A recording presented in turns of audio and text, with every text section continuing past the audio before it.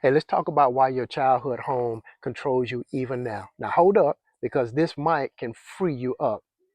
See, from birth to about age 7, the only thing you did in your household, if you have a child, the only thing that child is doing is they are observing what's going on around them. They don't have the mental bandwidth to push back and say something is right or something is wrong.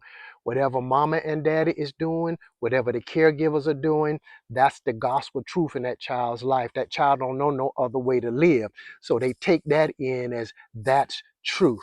Then from about age 7 to about age 15 or so, it's the daily occurrences of that lifestyle going inside that child, and that is solidified in that child that this is the way we live. So subconsciously, that child starts to understand that this is just who we are. This is how we do things. We don't do things no other way.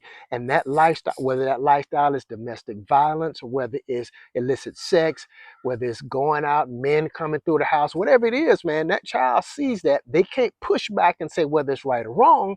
It just is. Now, once you turn 18 and you leave your house, you get out and you start to develop your own worldview.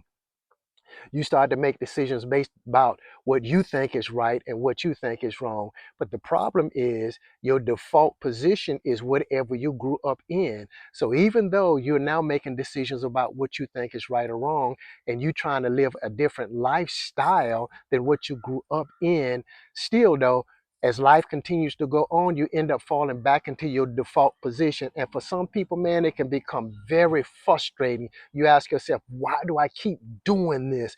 Why do I keep living the way that I live? Why do I always explode? Why am I getting so angry? Why am I just, I got a good man and I just pick at him to death and I criticize him and I'm going to run him away. The reason you do that is because your default position is what you saw growing up. And if you saw a lot of that growing up, that stuff has sunk down inside of your DNA, and subconsciously you drift back toward that type of lifestyle, that type of living. Now, the most important thing is to know what's going on. And now that you understand how this thing works, you can start trying to help yourself to have another lifestyle. So what you got to do is you got to monitor yourself. Don't just let these experiences go by. When you get angry, ask yourself why you're angry.